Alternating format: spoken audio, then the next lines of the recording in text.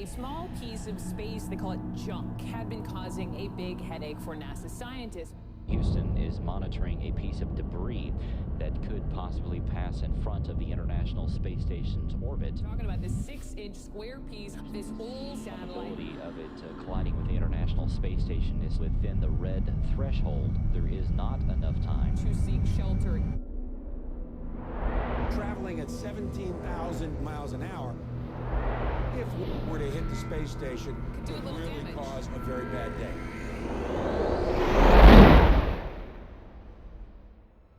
Ignition sequence start. 5, 4, 3, 2, 1, 0.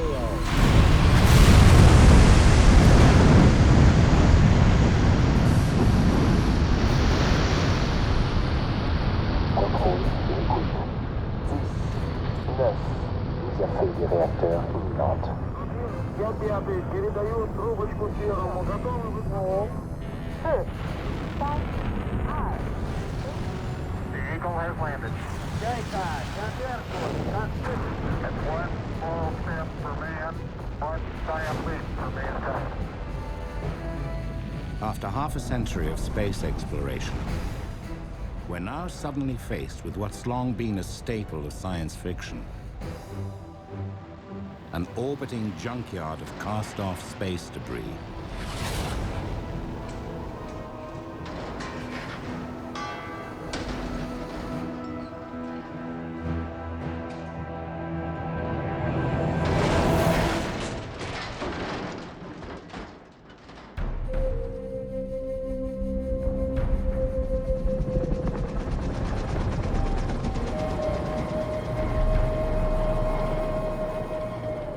The American Southwest is a breathtaking testament to the forces of nature that have shaped our world.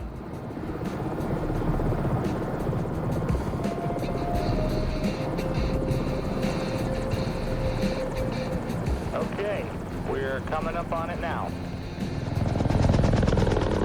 This is Meteor Crater near Winslow, Arizona. It is considered the world's best preserved meteorite impact site.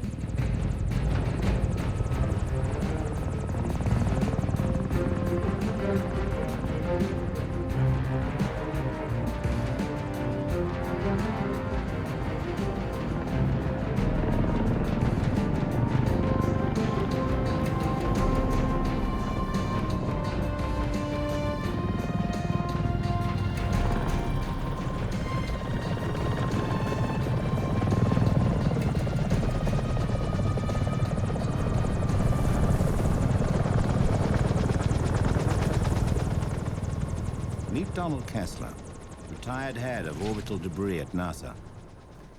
His guide, Eduardo Gonzalez, a 16-year veteran of Meteor Crater and a man who shares Kessler's passion for the wonders of the universe. So Don, how was your ride up here? Oh, it was wonderful. It was like landing on the moon. But we're on Earth. Can you believe it? At Meteor Crater, they always find common ground. The result of a collision from the asteroid belt that happened 50,000 years ago. For Don, this place brings some of the science of orbital debris to life in a big way. Follow me and I'll show you.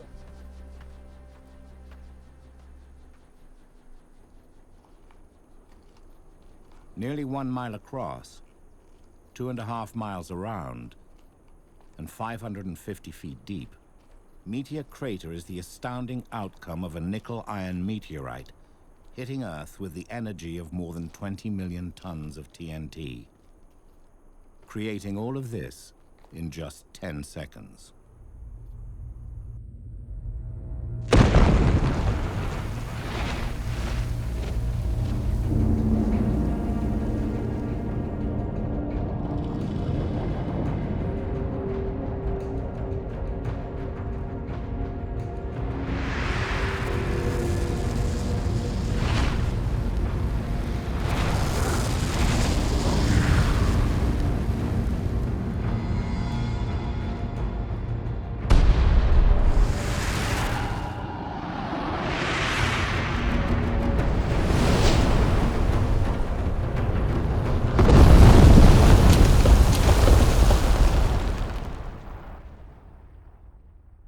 The fact that this meteorite came from outer space makes me awestruck.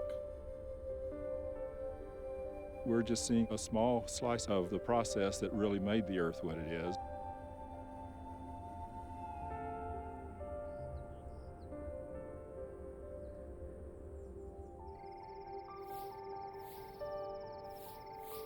It's a sobering reminder of the incredible collisions that occur throughout the universe, from meteor impacts like this one to the collision of entire galaxies.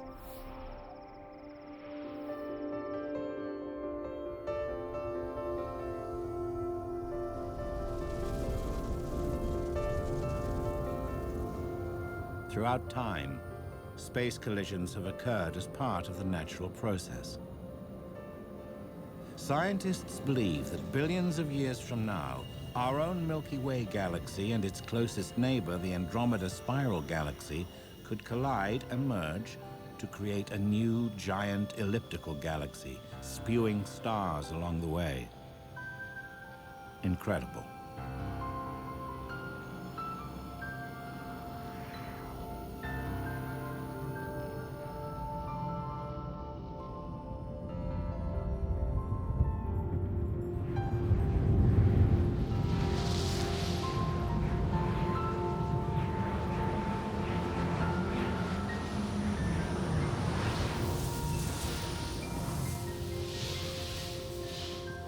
Collisions like this have forever played a major role in the creation and formation of our own solar system.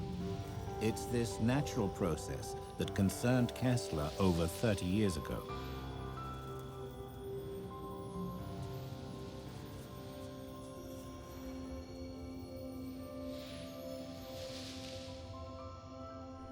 Kessler's question was, if all of these collisions are occurring in nature, what's going to happen to all of the man-made objects we're putting into space?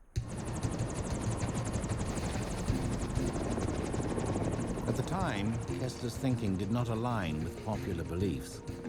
Ever since humans ventured into space, we've embraced the big sky theory.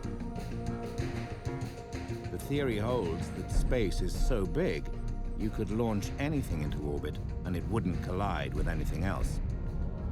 But it turns out that space is smaller than we thought. Low Earth orbit, or LEO as it's called, is home to the International Space Station, the Hubble telescope, and most of our satellites.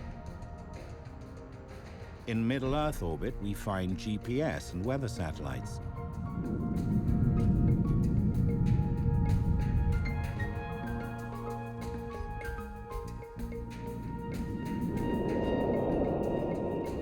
Geosynchronous orbit, or GEO, the orbit farthest away from the Earth, is crowded with communication satellites. With so many objects careening through the same altitudes, it's not hard to imagine that some may eventually collide.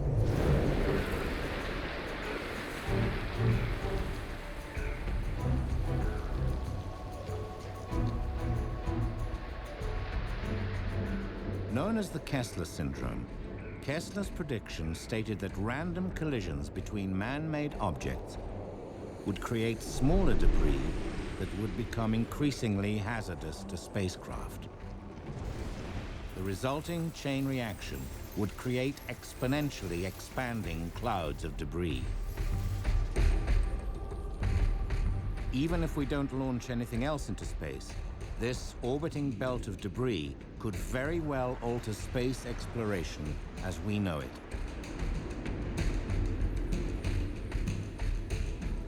Is it possible that we're now at the tipping point of this cascading, uncontrollable event?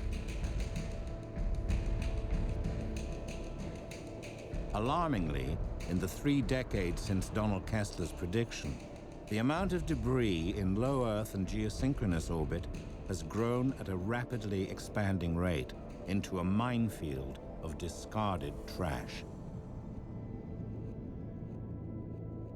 In the past, most of the small particles came from the bigger objects falling apart. In the future, and we're reaching that threshold right now, the objects are going to come from random collisions, just like in the solar system. Just like our once unspoiled ecosystems here on Earth, our orbits are becoming increasingly endangered. From space exploration to satellite communication, humans have developed a profound connection to space. What would happen if it were all to suddenly go away? Launched in 1993, Cosmos 2251 provides communications for Russian military and intelligence forces from low Earth orbit. Satellites like this are part of what's called a constellation, a grouping of satellites spread out in a set of orbital rings providing an uninterrupted stream of communications. With each rotation in as little as 90 minutes, these and thousands of other satellites orbit Earth 16 times per day. The gravitational pull from nearby Earth is so strong, every satellite has to travel at hypervelocity speeds, upwards of 17,000 miles per hour. The pull of gravity balanced against the satellite's velocity creates this curved orbital path.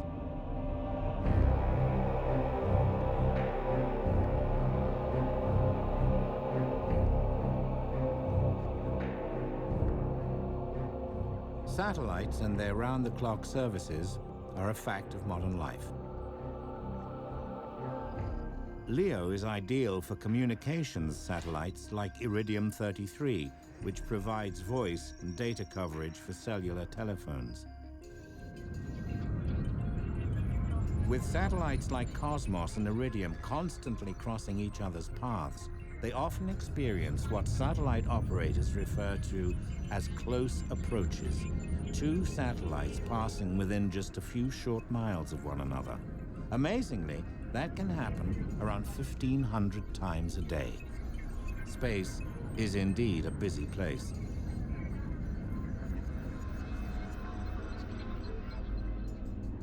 Our planet's need for communication has transformed what was once called the final frontier into something far less romantic and far more congested.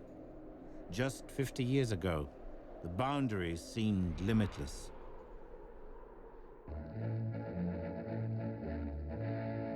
From a ground station nestled in the mountains at Andover, Maine, a signal is sent to a speeding satellite, an historic feat that could reshape man's future. That satellite, of course, is the Telstar. 170 pounds of messages and computer data, all can be handled by the orbiting device. Ironically, this technological wonder died 1 year later, becoming what is known as a zombie satellite. Telstar began the revolution in communications that now features a fleet of satellites in the region we know as GEO. These satellites form a densely populated belt that circles the equator.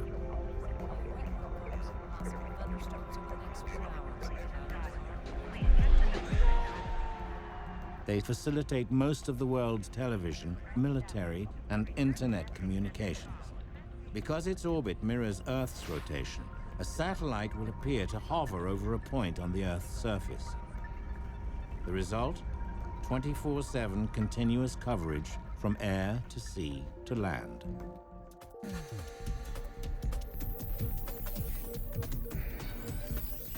Think about this.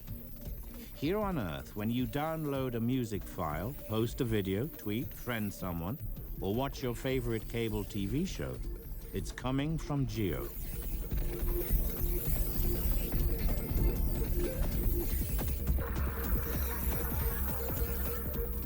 Our busy lives on Earth have become deeply connected to space.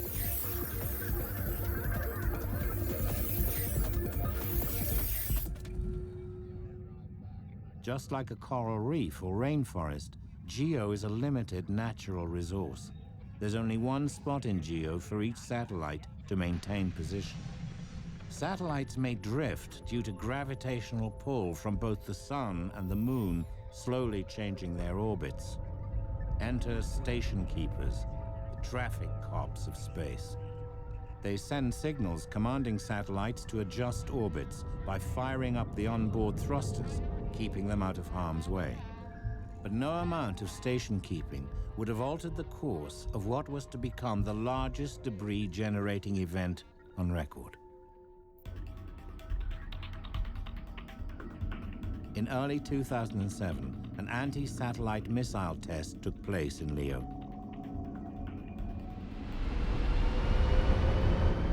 Its target, a dead weather satellite.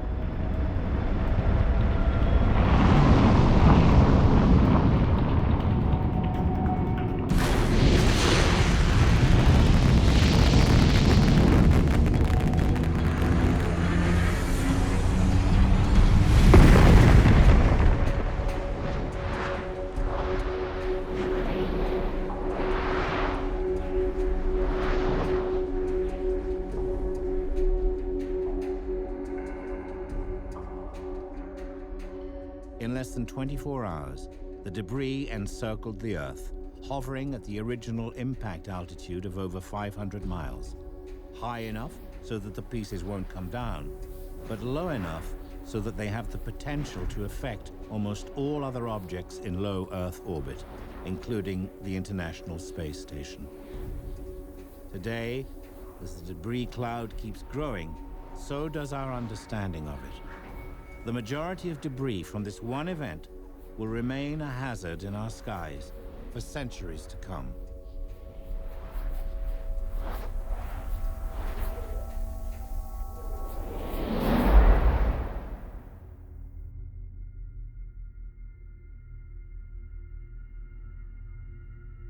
This visualization shows the formation of one of the first galaxies, massive stars filling the universe with light, beginning when it was 300 million years old and continuing up to its present age of 13.7 billion years. It's an awe-inspiring look at the lifespan of the universe, with galaxies forming and naturally colliding, ultimately spinning the massive thread-like structure of the cosmic web.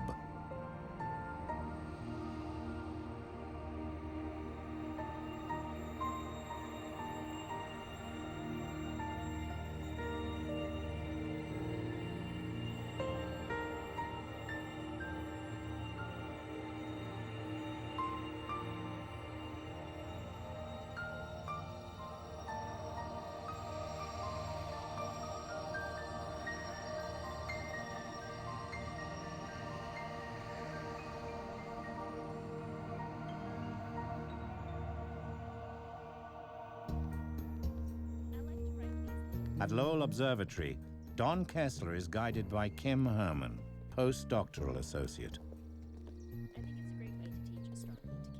Arizona is known for its observatories, and fortunately very close to Meteor Crater is Lowell. All my life I've been interested in astronomy. I've visited several observatories that were designed for the purpose of looking at satellites, but never one with astronomy. Here, astronomers are well connected to the stars.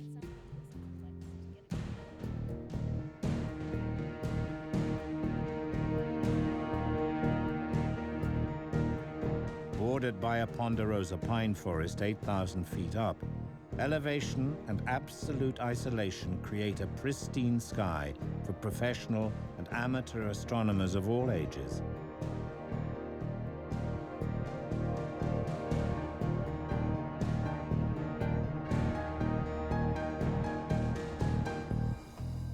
The night sky here opens up infinite possibilities for the naked eye.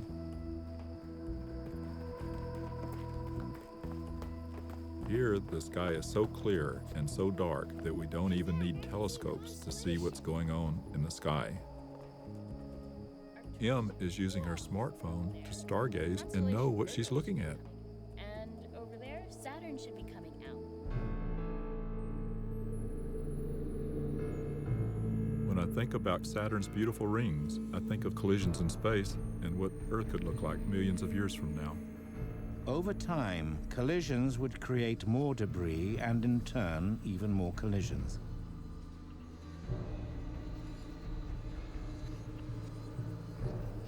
Gradually, the debris would shrink in size and speeds would slow until finally the Earth would be surrounded by stable, Saturn-like rings.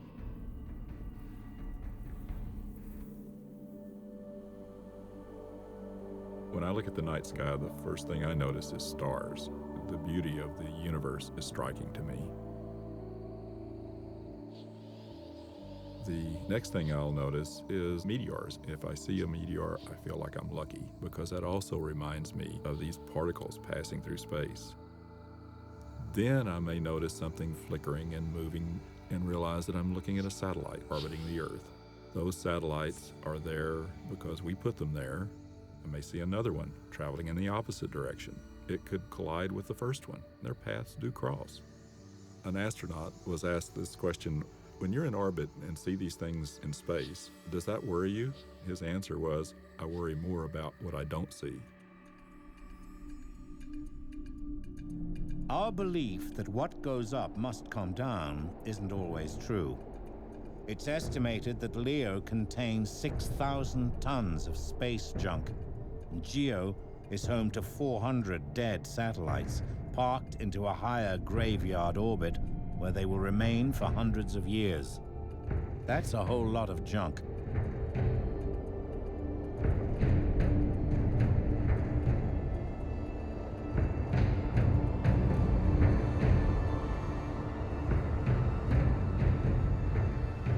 So what exactly is out there? Over the last 50 years, we've launched several thousand objects into space. Yet there are only around 1,000 spacecraft that are operational at this time. What may surprise many people is that once an object stops functioning, we leave it in orbit. Every single one of these non-operational spacecrafts is a potential source of debris. In fact, most spacecrafts that are launched into orbit actually leave a trail of debris in the process. Upper stage rocket bodies weighing several tons make up a good portion of the junk in space.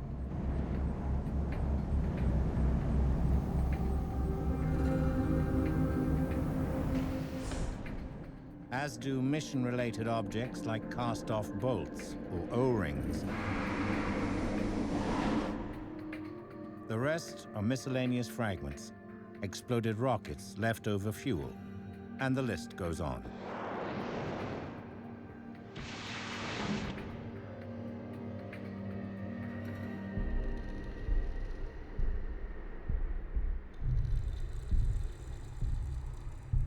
But even with this incredible amount of debris, few people were taking the notion of space junk seriously until the morning, February the 10th, 2009. Earlier that day, a report was issued predicting that Iridium-33 would encounter a close approach of just 1,900 feet with another spacecraft.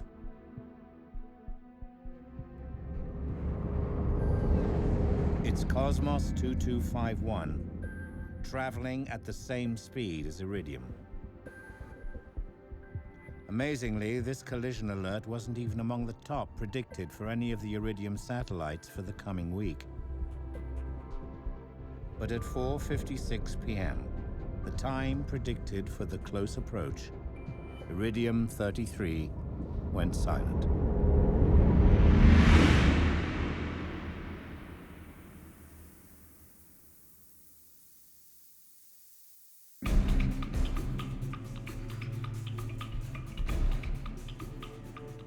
Two satellites that had simultaneously circled the planet for 12 years had collided. Cosmos, as it turned out, was a dead satellite, ceasing to function in 1995, just 2 years after it was launched. Now, more than 100,000 pieces from this collision cloud low Earth orbit. The Iridium-Cosmos collision was very much a game changer. There were those who thought of space in terms of a big sky theory, that it was limitless and we didn't need to worry about ever crowding it. It became very obvious that that wasn't true, and people began to consider, what do we need to do to keep this from happening again?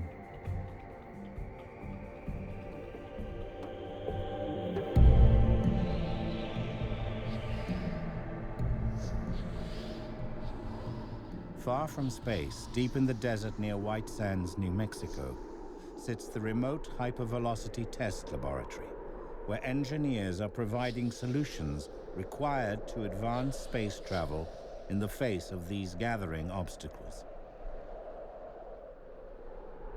Scientists analyze what we can only imagine: hypervelocity impacts, collisions between objects traveling at speeds of up to 15,000 miles per hour.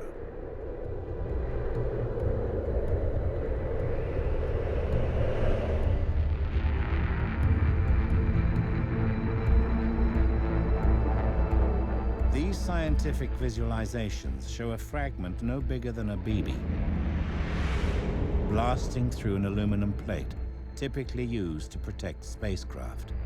Even the smallest of impacts scatter debris, delivering widespread damage. Whether it's a circuit board, a wayward bolt, or even the tiniest chip of paint, orbital debris traveling at these speeds poses a very real threat.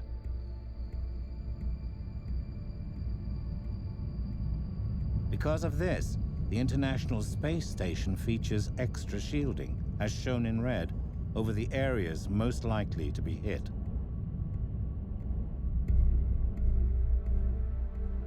To further protect the ISS, its orbit is monitored within what is referred to as a pizza box, creating a safe zone on all sides to help keep it out of harm's way.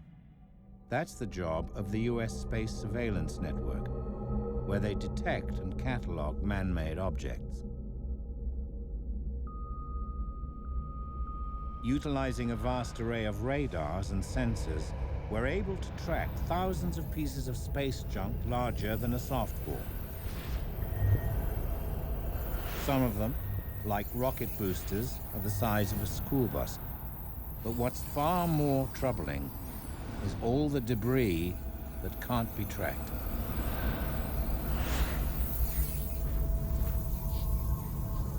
Debris the size of marbles, among them waste from rocket propellant and fragments from collisions, is capable of inflicting lethal damage.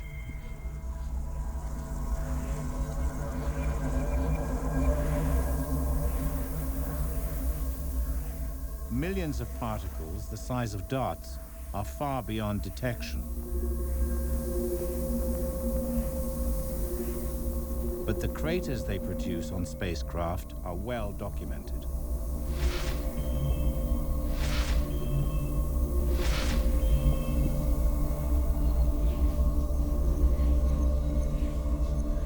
Most importantly, the network charts the orbital paths of the catalog debris and issues collision alerts to station keepers.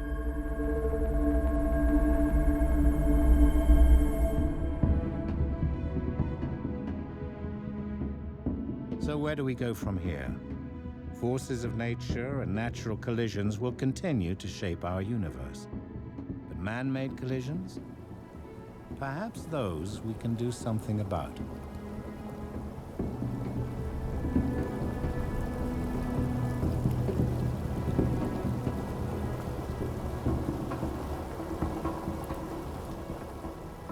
The good news is that people have begun to come up with new ideas to bring back the pristine environment that we would like space to be.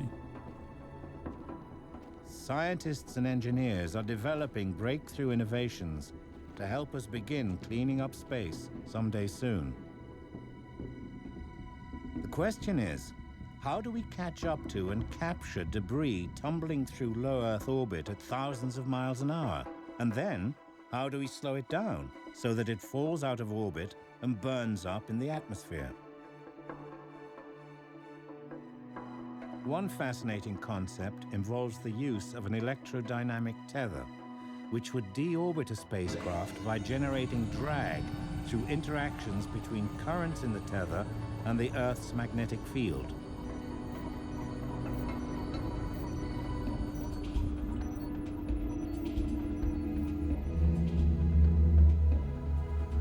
This increased drag would lower the spacecraft out of orbit until it re-enters the atmosphere and burns up.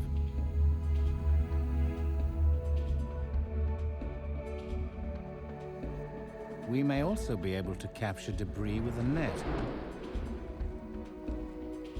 Japan's space agency has been working with a fishing net manufacturer to look at creating a space fishing net which, like the tether, could be powered using the Earth's magnetosphere.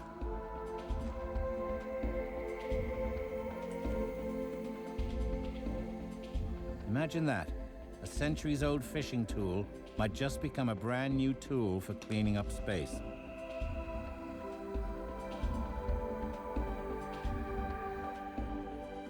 Lasers could one day sweep space, striking smaller objects, slowing them down, and causing them to tumble into the atmosphere.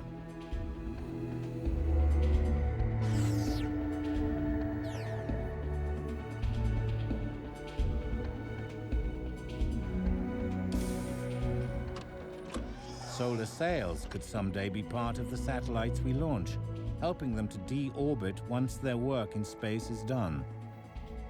Spacefaring nations are now working to develop sustainable methods to explore space and new technology to reclaim what has been left in orbit.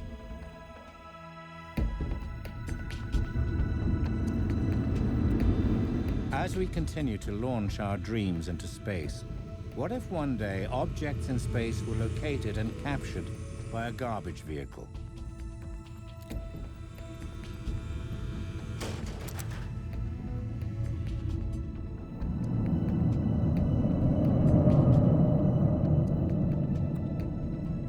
The vehicle could then dock at a recycling facility, a place where space debris could be stored and recycled to create new parts.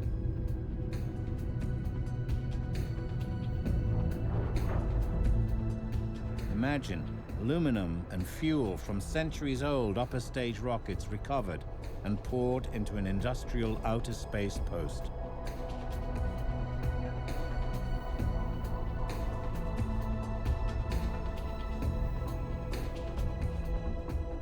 Industrializing space is never an issue of science fiction. It's more of a question of, do we want to do it, and when do we have the infrastructure established so that we can do it? It's what we will do in the future as we move out into space. Space-based recycling could someday become a reality, launching a new, greener era of space exploration.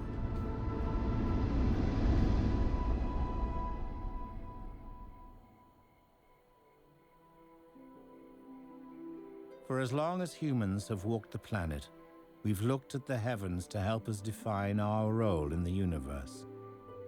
The celestial bodies in our skies and the constellations they form have forever shaped our notions of time and place. Today, constellations of our own making fill the night skies. As we continue to push skyward, relying on what the universe has taught us, where would we be if we couldn't consult the stars?